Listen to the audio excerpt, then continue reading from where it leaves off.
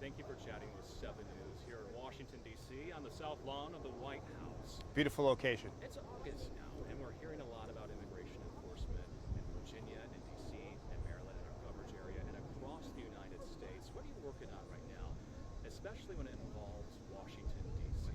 You know, right now ICE is focused on achieving the president's goal to make D.C. safe again, right? With Under Secretary Noem's leadership, we're ensuring that ICE is providing quality federal law enforcement to support to our local and state partners, as well as our other federal agencies that are here. You know, we're really focused on removing these criminal aliens, not only out of D.C. itself, but out of across the country, in a lot of neighborhoods where we have so many problems with repeat criminal alien offenders that keep being re-released back to our community.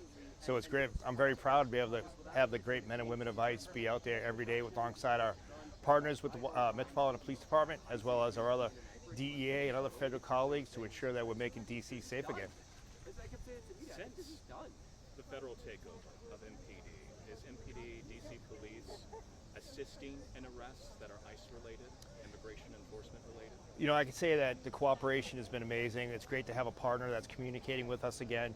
It's very important to have that intelligence sharing, that we know about these criminal aliens that are in our community, and that we're able to work hand in hand to ensure that these repeat offenders, you know, not only are no longer terrorizing United States citizens in our neighborhoods, but also preying upon the migrant community itself. Now, I rode along with some of your agents in Northern Virginia some months ago. It was early morning. It was in their field office in Virginia. They had their targets in mind that early morning. And you looked around the room, and we saw DEA agents, a number of federal partners assisting ICE with their operations that day, including Virginia State Police. As you may know, Virginia Governor Glenn Young did deputize the Virginia State Police, and also correctional officers in Virginia to assist your efforts. What has that been like? Has it been a game changer for ICE in Virginia and D.C.? Well, what I would say, it's a game changer for not only ICE, but public safety.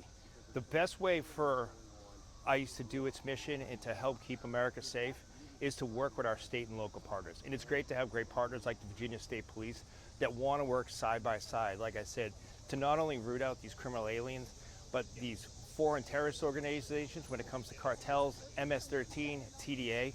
So that partnership is key to ensuring that ICE is available to work with our state and local partners to get those type of criminal aliens out of our neighborhood. All right. And when we were on that ride along, ICE was targeting 3 individuals that had criminal histories. Some allegedly committed heinous acts against their own family members, and they were being detained and deported. Sure. Since that moment, months ago, because we hear a lot about how you're focusing on the worst first, right? That's what you say. Are you, as ICE agents, for instance, in D.C., picking up people who may not have a criminal background? Well, you know, one thing that you'll see is under this administration, under Secretary Noem's leadership, we've opened up the whole immigration portfolio. So we're not turning a blind eye anymore to basic criminal, immigration violations. If we're out there conducting a target enforcement operation or executing a federal search warrant or a criminal search warrant, and we come across individuals that are here in the United States illegally, we're not going to no longer turn a blind eye. If someone's in the country illegally or someone's been ordered deported by a federal judge, we're going to take that person into custody and execute that final order removal. Now with this big presence in Washington, D.C., with immigration enforcement as it relates to crime and the federal takeover, are ICE agents or any other of your federal partners going up to folks who they suspect might be in the country illegally and asking about their citizen status? No, we're not. What we do is we pride ourselves on targeted enforcement and intelligence-based investigations. So just yesterday we got a known sex offender that had been released, TDA gang members, MS-13 gang members, rapists, and people for assault. We're focusing on those ones that we work with our other federal and local partners that have been identified to go ahead and get those out of our communities. Of the folks who have been arrested for immigration issues, let's say beginning of August when the federal takeover started with MPD, what percentage of those folks detained by ICE, arrested by ICE, would you say have criminal histories? You know, more than 70% have a criminal history, whether it's pending criminal crimes or conviction for a criminal crime. But one thing I'd love to point out is the fact that when ICE is also doing our targeted based enforcement based on criminal intelligence. A lot of these individuals may not have a criminal history here in the United States, but they might have a red notice, which is an Interpol red notice from a home country, or a criminal history that's pretty significant in their own home country. And that we're tying that into our criminal investigation as well.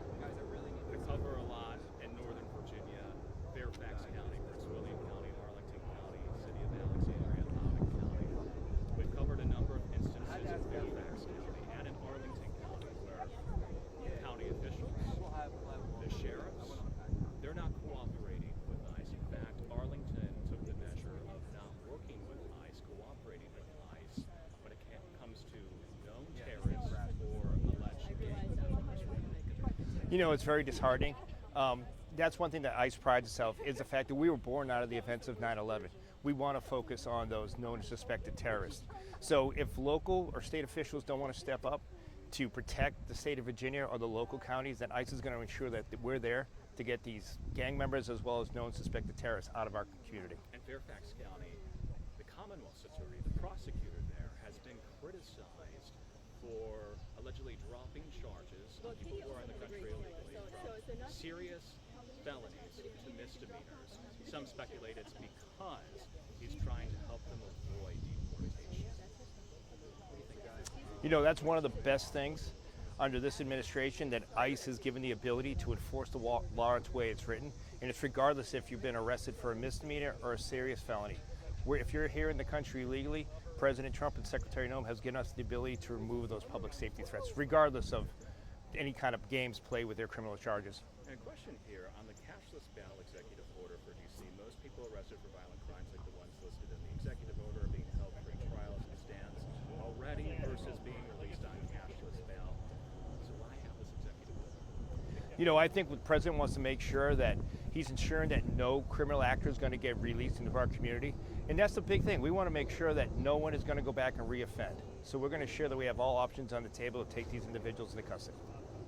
At the end of this year, how many folks do you hope, what's your goal for folks who are in the U.S. illegally, how many do you hope to detain and deport? You know, really, we try not to think in numbers. What we want to do is we want to make sure that we're achieving the president's goal. We're following out Secretary Noem's mission, and that we get the worst of the worst out of here and prevent any more U.S. citizens or anyone else in our country from being hurt, violated, victim of crime, and to make sure that any type of known suspected terrorist or criminal alien is taken out of our community. And let me ask you this. I've heard from city officials or activists in Loudoun County to D.C. where they might talk about their fears that ICE is going to come to schools and look at children who might be in the country illegally. Is that part of your plan? No, that's not part of our plan. You know, President Trump is focused on the 300,000 plus unaccompanied children that came through the border that were given over to sponsors for nefarious reasons. We want to locate those children, make sure they're safe, get them relocated back with their parents. That's our main goal. And then how many MPD arrests led to immigration arrests here? You know, we've made almost 475 arrests here while we're making D.C. safe again, and that's something that we're proud of. What's your message to cities that still aren't working with ICE? I mentioned Fairfax County. There's Montgomery County. There's Prince George's County. A lot of these counties say they're following the law. It's not their job to do immigration enforcement. What's your message to them? You know, my message is I would really look at what the ICE mission is and not listen to the rhetoric. ICE for so long has been used as a political football, but we're a viable law enforcement agency that does a significant public safety mission here in the community. Really look at our social media sites, look at the worst of the worst that we're arresting, and see that we can make your community safer by partnering with us. And before we let you go, can you give us any more examples? I know you gave us one about someone that ICE recently arrested with a criminal history, but what are some of the other stories you're hearing from your agents who are detaining folks in the country illegally who have been convicted of crimes? You know, we run the full gamut. We're running into individuals, for instance, that have left their home country, say Brazil, that have been wanted for 2 homicides in Brazil. You run into individuals that have been repeatedly released on DUI charges that are being rearrested again for a DUI. All across the country, we're running into these criminal aliens that have had just been re-released back into our community from everything from being a sex offender to a known suspected terrorist to a TDA gang member. What I'm proud to say is that ICE has been there when that person's been released. We've gone out, and our brave men and women have gone out to the communities and located these public safety threats and removed them from the United States. I imagine you're And we are hiring. I mean, we've had more than 120,000 applicants. You know, it's a great time to be with ICE. Like I said, ICE is a very professional law enforcement agency. I'm proud of the men and women that do it every day. They're out there putting their lives on the line. I've been doing immigration work now for 20 years. I came up from the bottom ranks of being an agent, and it's a proud profession. I look forward to hiring and building our ranks to make sure we're making America safe again. Well, thank you for being generous with time. Anything else you want to mention? Any other challenges ICE is facing right now? You know, I think our biggest challenge, honestly, is those jurisdictions that don't want to work with us. But what I can say to those jurisdictions and those elected officials, we open communication. We want to work with those jurisdictions, but ICE will be there to ensure that we're making America safe again. Thank you.